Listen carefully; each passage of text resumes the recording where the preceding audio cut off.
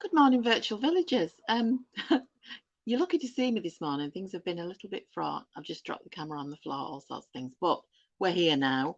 Um, Welcome to my Trinket box tutorial. I'm Kate from What Kate Made. So today we are going to make a little trinket box from felt. If you watched the last session, I've recently come into possession of some beautiful, very vintage 70s craft magazines. I love vintage craft books and magazines, and I've been demonstrating a few of the ideas out of them. So today's little trinket box this is the one, here's one I made earlier. It's made from felt. It's got a little vintage button on the front to hold it closed. I'll just undo that and show you the inside. So it's just a little trinket box, nothing special. I've decorated the top with some little paper flowers. Now these are pre-made ones. I haven't made them myself, but I had them in from something else. So I thought, oh, they'll be handy. That'll save me some time. The little button, the button has a little ribbon loop fastener. Bit fumble fingered. So that's what we're going to make today. I'm just going to say good morning to Irene. Nice of you to join us again. The magazine I'm working from this time is Golden Hands magazine. On the back of it, it had simple makes that you could make with children, and very simple things to do. Don't require much equipment or much in the way of materials. So that's the trinket box. Now, I just want to show you some of the stuff in this. I know this isn't what you've come on for, but it's just amazing. This one in particular is of interest to me at the moment because I'm making a doll's clothes for my great niece. So that's knitted doll's clothes. This one is something I'm going to try because I love it. Bear with me a second when I find the right page. This is ribbons and braids used in embroidery. So you're adding ribbons and braids to your embroidery. Anyway, that is enough of Golden Hands, but that's just where the ideas have come from. They are super magazines. My grandma used to get them. That one was 22.5 in the 70s. Right. I've got my comments up so I can see everything. So if you're there, give us a wave and say hello. Looks like there's 10 people watching, but only Irene said hello yet. So what we're going to need today is, obviously, we're going to need some felt. So I'm going to do mine in purple. This is cheap acrylic felt. I choose it usually because it's a little bit stiffer. This one is actually a bit wobblier. What we're going to do is double it and stick two bits together so it's stiffer. You can, if you've got very, very good quality felt that's quite floppy, you could also put a strip of card or a circle of card in between. So you'll need roughly you probably use most of this A4 sheet. So that's the felt. So you also need some ribbon for your loop. Now I've lost my button. There it is. Little button. I've chosen these nice little metallic buttons because they've got a little flower on, so I thought it kind of matched the flower theme. This is my Quilter's Disappearing Gel pen, so that's what I used to draw on. I'm going today to use a rotary cutter. I don't use it very often, but you want nice straight edges, and I can't cut straight edges. A pair of small sharp scissors, matching thread. So I've got my matching thread, and my needles are already threaded, so you won't have to watch me. That's painful. Glue gun, something to draw around. I'm doing mine as a 3-inch diameter circle. I have a lot of little circle templates already cut out, so that's handy for me. And I've just got these little flowers to go on the top. So I've got some purple ones as well. I had purple ones and pink ones. You could cut them out of felt. You could get. I'll tell you what I did find as well when I found the paper ones with these tiny little foam ones, and they're sticky backed. And I have a great big jar of them. They come in a pack of about 3,000. So you could use those, but they need to be quite small, obviously, because your trinket box is quite small. Right, so I want you to just bear with me a second because I said I've been having tripod difficulties this morning. I'm going to try and turn it down so you can see my workspace. I might drop you. So just be careful. Well, I'll be careful, but you just bear with me a second. So I have to push that down and then move it backwards so you can see my hands on my work surface. You might need to go a bit further backwards. You can still hear me as well. I'll attempt to shout. It is a little bit noisy in here because my neighbour's cutting the hedge. Don't know why they decide to do it when they know. Well, they don't know I'm on it. It's just, and it's a new tripod, doesn't tilt enough. Right, enough chat. I'm trying to see. It's gonna have to be further back. I'm just worried now you won't hear me. Right, you can see everything now, can't you? Yeah. So we're going to start. What we need is 4 circles. That's a 3-inch diameter circle. And we need 2 strips of the felt. Now I've done mine 10 inches long by 1.5 inches wide. You can do 8-inch diameter circle. 10 inches probably a little bit too much, but I always like to have more than I need, and then I can cut it off. So I'm going to cut those 2 strips first, and I'm going to use, I've got my cutting board's got measurements marked on it, but if you used a ruler, and I've got a ruler here as well, so if you were just using a ruler, you could just mark where you want it.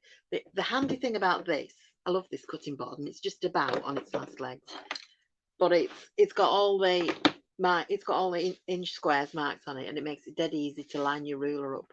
So you just line your ruler up top and bottom, and it's magnetic, so the ruler sticks. It's really good, and it's just about had it, so I don't know whether I might get a new one for Christmas.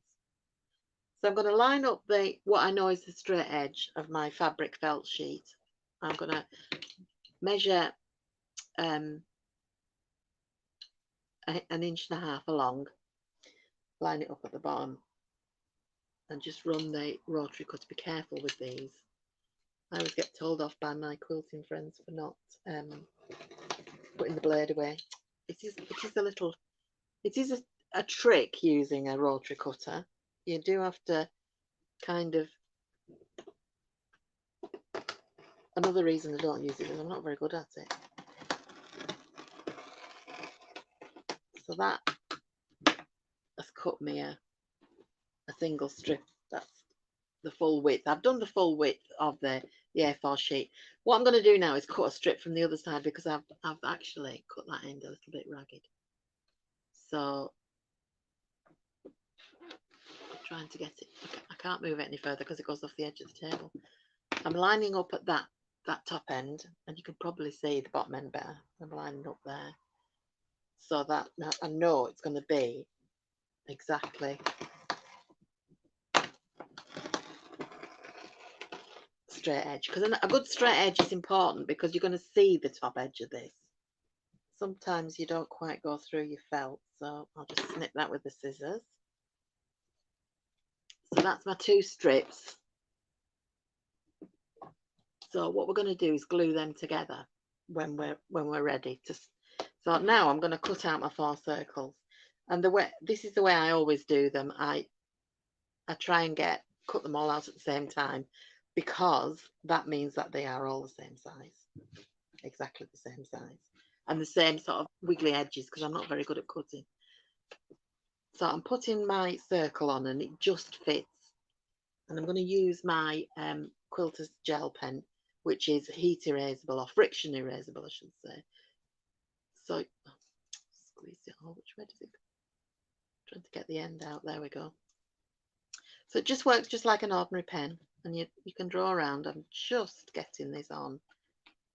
Might have a few flat edges, but it doesn't matter if you've got a slightly flat edge at the back where you sew the lid onto the box. Makes it a little bit easier. So I don't know whether you can see that. It's there, but it's faint, and I'm going to cut all 4 circles out at once so that I know they're all the same size. So this is why you need quite a sharp pair of scissors.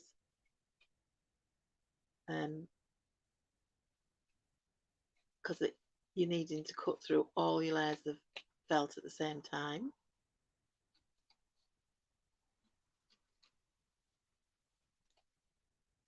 Just about there.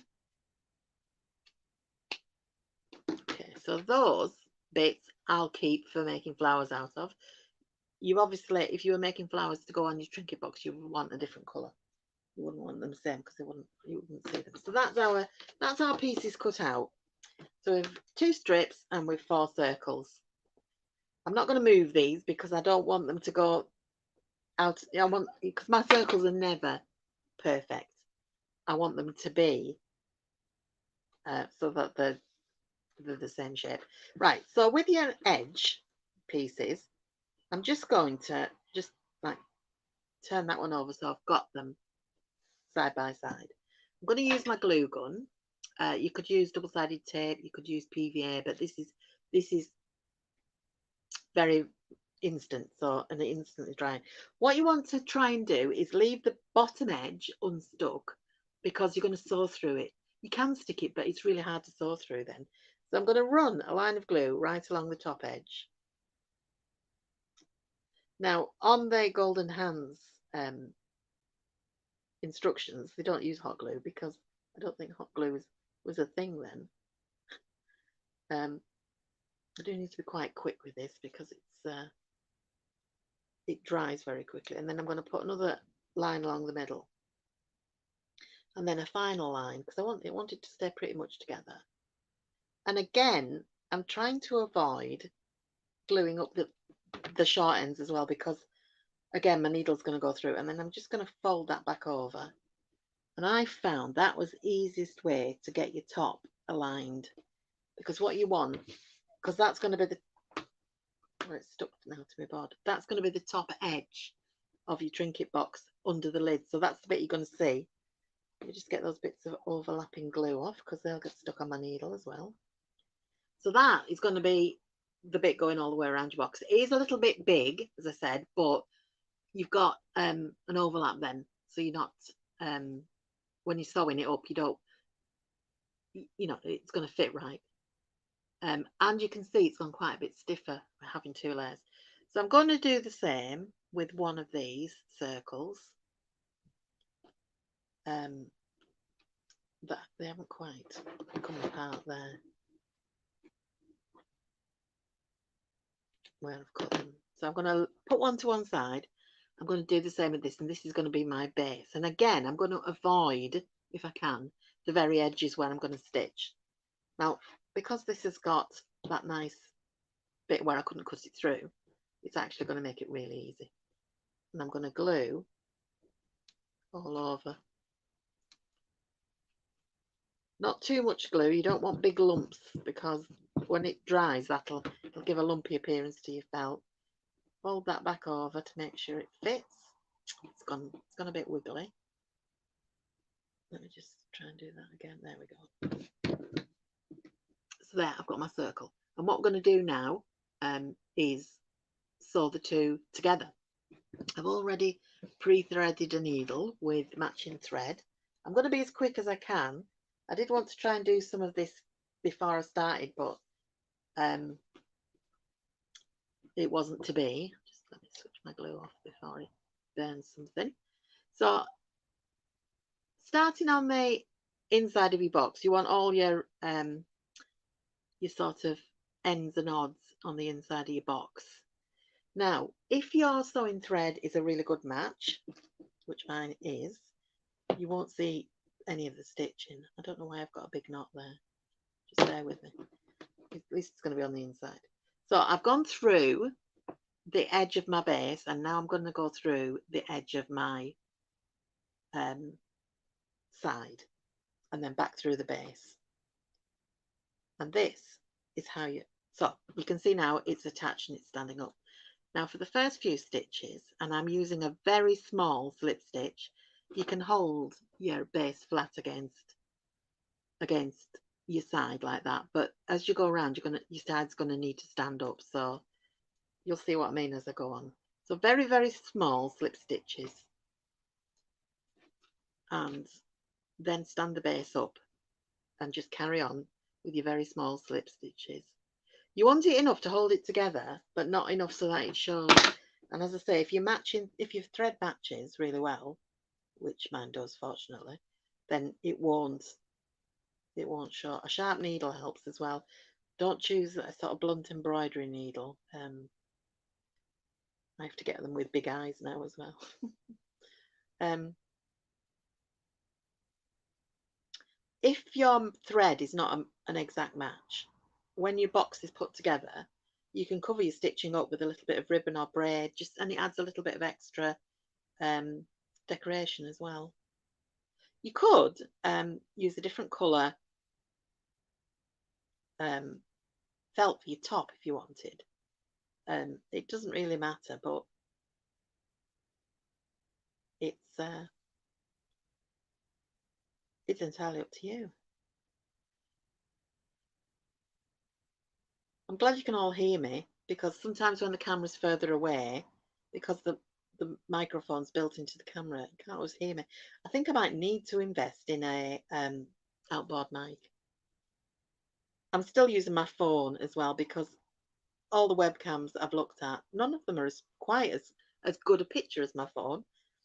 And I do have quite good Wi-Fi here. We have fibre broadband, so it's hopefully you can see and hear me very well. This is a bit boring, just bear with me. I know it's boring watching me stitch, but there's no way I could half do it, because I need to show you how to get it started.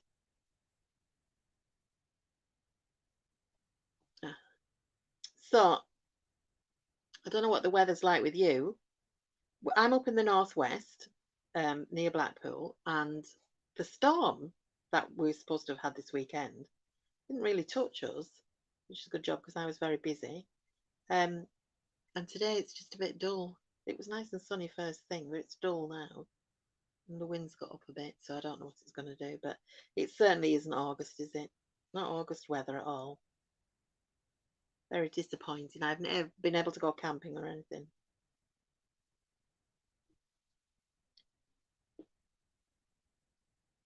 Nearly there. I am doing this a bit rough and ready, just because of time. You can take a little more time over sewing it and making your stitches a little bit smaller. But it's a very simple stitch. You could glue it,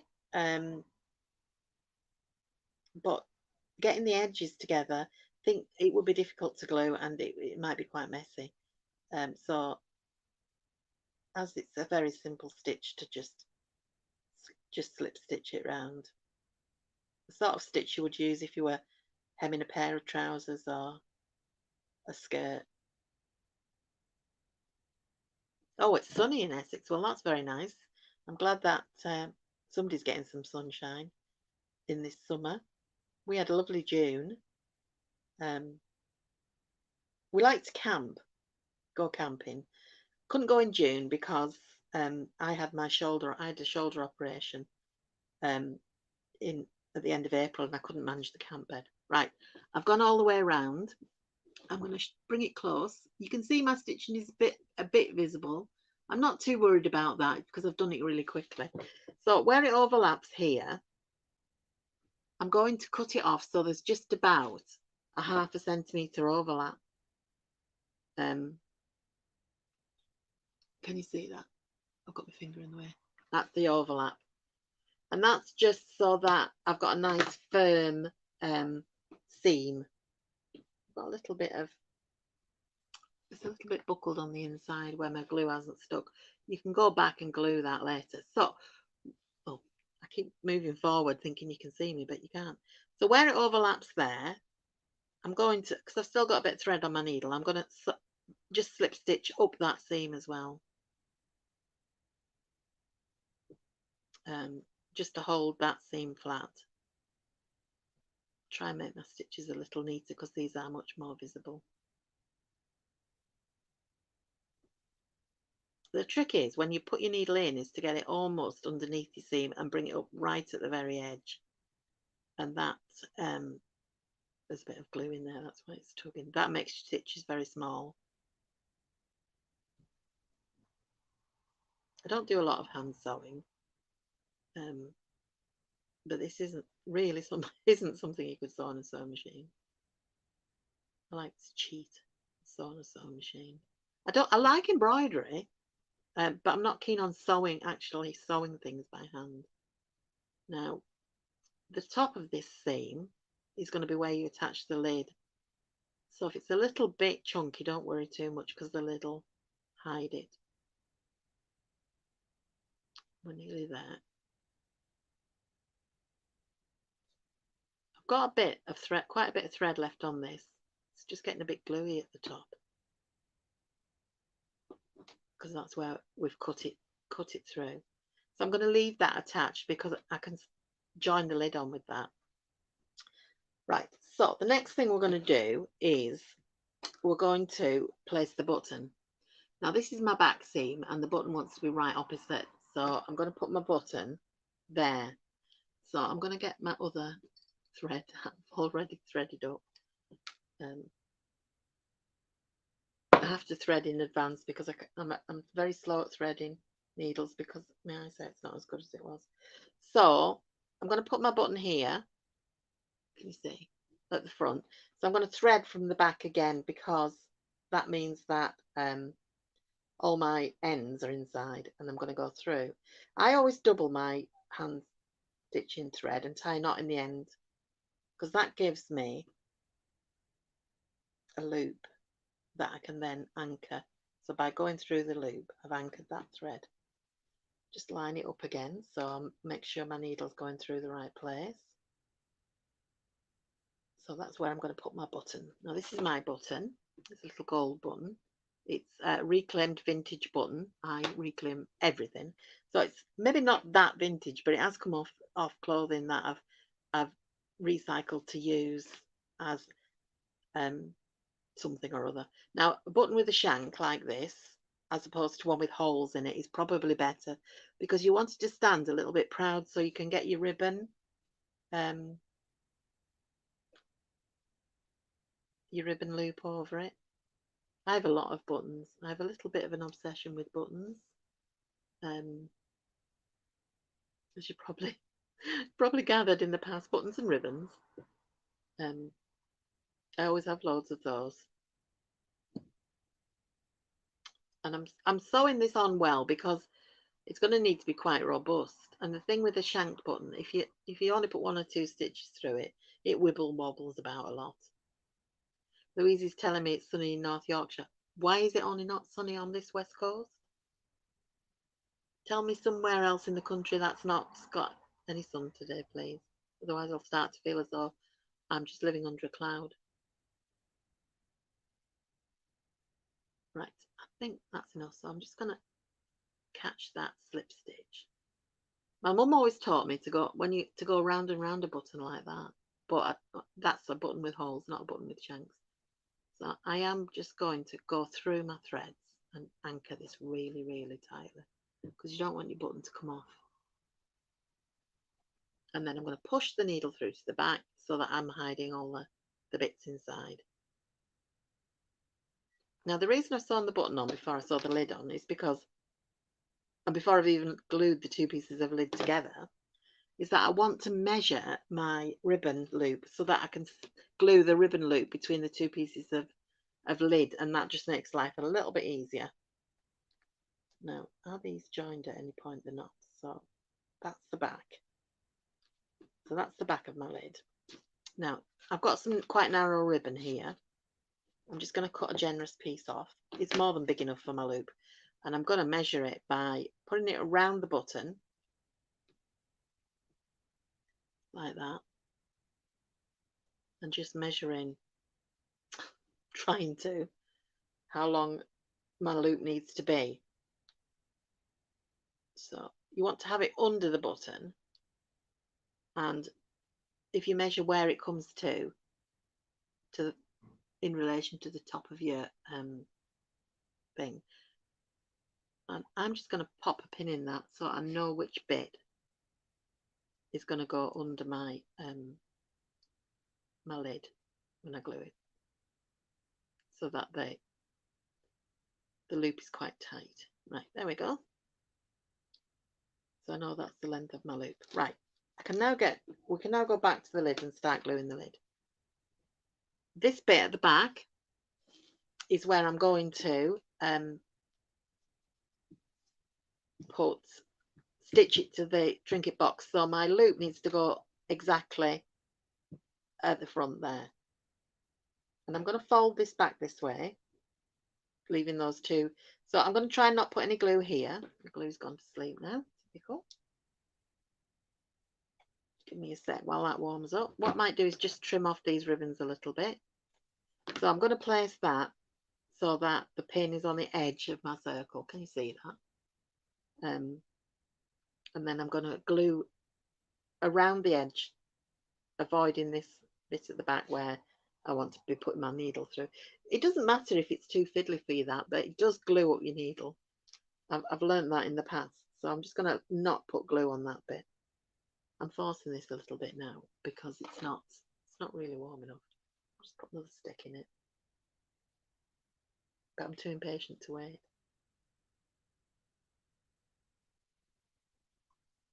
So I'm plopping my glue around. I'm going to put it over my ribbon.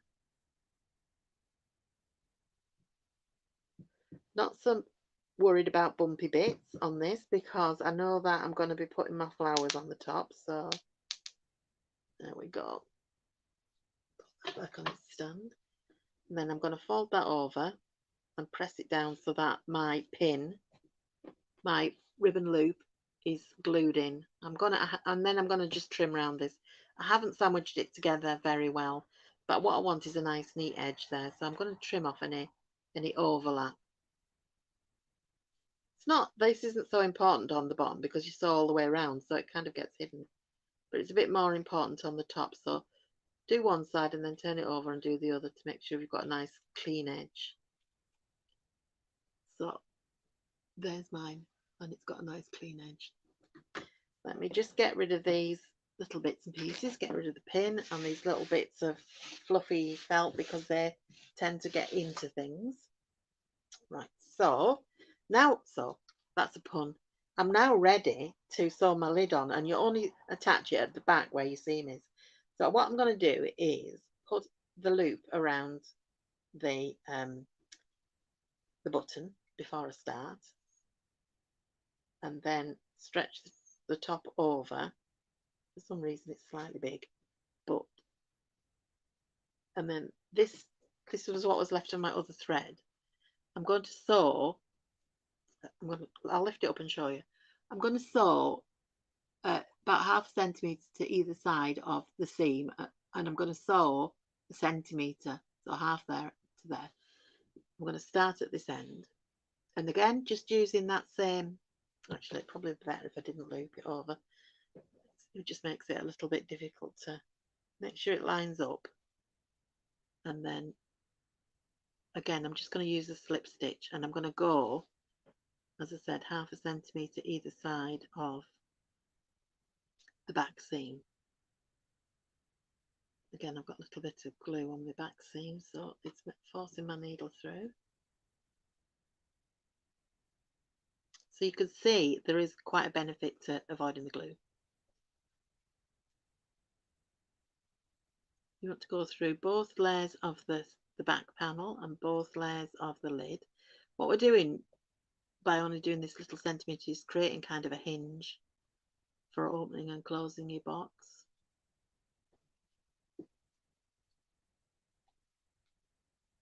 And that neatens everything up a little bit. This isn't as neat as the one I made last night. For some reason I've made my lid doesn't fit as well, but it's because I've rushed it a little bit. If you take your time, you'll be fine. And then I'm going to put my needle through to the inside so that all my ends are on the inside. You could, a nice idea, if it was a little bit untidy inside, is maybe to line it with a little bit of a matching print fabric. So that is my basic trinket box. I'm going to try and, I'm all fingers and thumbs today, but getting the loop over the button like that. It isn't a very well fitting lid, but it's not too far away. there's my button, there's my back seam, and my lid will unhinge and show you the inside. So you could line the inside with a nice pretty print fabric. I might do that when we finish. Never thought about it till just now. It's funny how when you're making some things, it does pop into your head. Oh, I could have done this. So we're going to get on with decorating the lid now. One of the things I did find last night was I tried to decorate the lid on the box. So what I've done, it's much easier if you undo it and just put the lid flat, because you're pressing the flowers onto here, and they're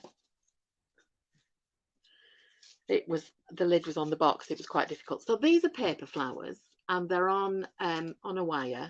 So because I want them flat, I just snipped them off.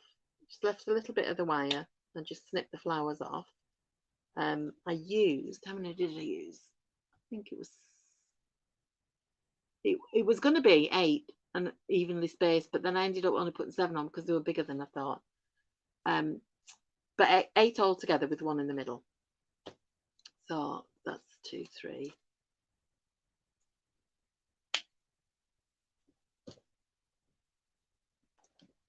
Did you see that? I'm just going to stop a minute. I've got a visitor.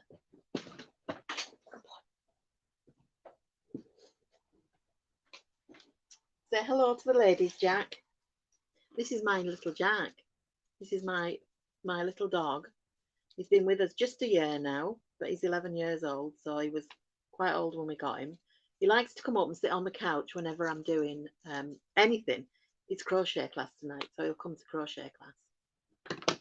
1, 2, 3, 4, 5, 6, 7. But he's not very good at crafts. But he does like to chase balls. People are saying hello to you, Jack. You're going to have to get off now because I'm getting the glue out. So say bye-bye. Bye-bye. He's the noisiest dog in the world as well. He's quiet today, but he is very noisy normally. Has he taken all my flowers with him? 2, 4, 6, 7, 8. There we go. Right, so back to craft.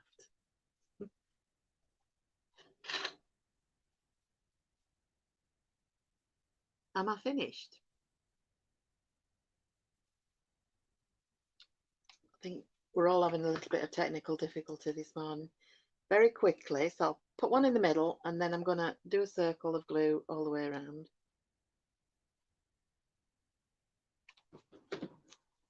And place the other flowers in a circle around it. Gluing makes it very quickly, actually. I've only got 7 on there.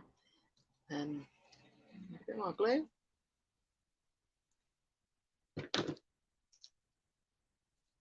As I say, you could cut your own flowers out. You could get pre-cut ones. They could be made of foam, felt, fabric. They're quite small. Ribbon ones would be good. So we have made ribbon flowers before. That is it done. Now, as I said earlier, my felt's quite stiff. I'm just going to bring you closer and turn you up a little bit. My felt's quite stiff. You could stiffen this with card in between. You could use fabric. It wouldn't have to be felt. So if you used card in between, you could cover it with fabric. It would have to be quite flexible card. Maybe I'm looking at, this is what I use a lot of this card because I got a lot of it given. So that it needs to be able to bend. But you could use card in it. You could make it all from card. Cover it in fabric. You could use ribbons, felt. But the felt, I've used the felt. So now I've got the two little trinket boxes. I might put my tape measures in them. They're quite delicate, pretty. You could use them, if you'd stiffen them a bit, you could use them as a gift box. I am going to go and try and line this one with some fabric this afternoon. So I'll pop it on my Facebook page and you'll be able to see the effect with the fabric. If you make one, you might not be able to put it directly on my Facebook feed, but you could pop it on here in the comments, and that'd be nice to see them. Or you can send it to me via WhatsApp. That's okay as well. We're done. That was quick. We've got that's the last of my Golden Hands vintage sessions. I think my next one is the 2nd of September, and I'm going to be doing um, letters, wall art, specifically a letter. In my room here, I've got bits and pieces around the room that I've made, and I want to make myself like a monogram letter. So it's going to be my a K for me, and I want to do it a bit like illuminated script. I'm mulling the idea around in my head, so it's a bit like watch this space. But thank you very much for joining me this morning. Leave your comments. It's been lovely to see you all there. Join me again 2nd of September. But this means I'm going to go off and enjoy, but not so nice day now. You enjoy your day, and I'll speak to you again soon.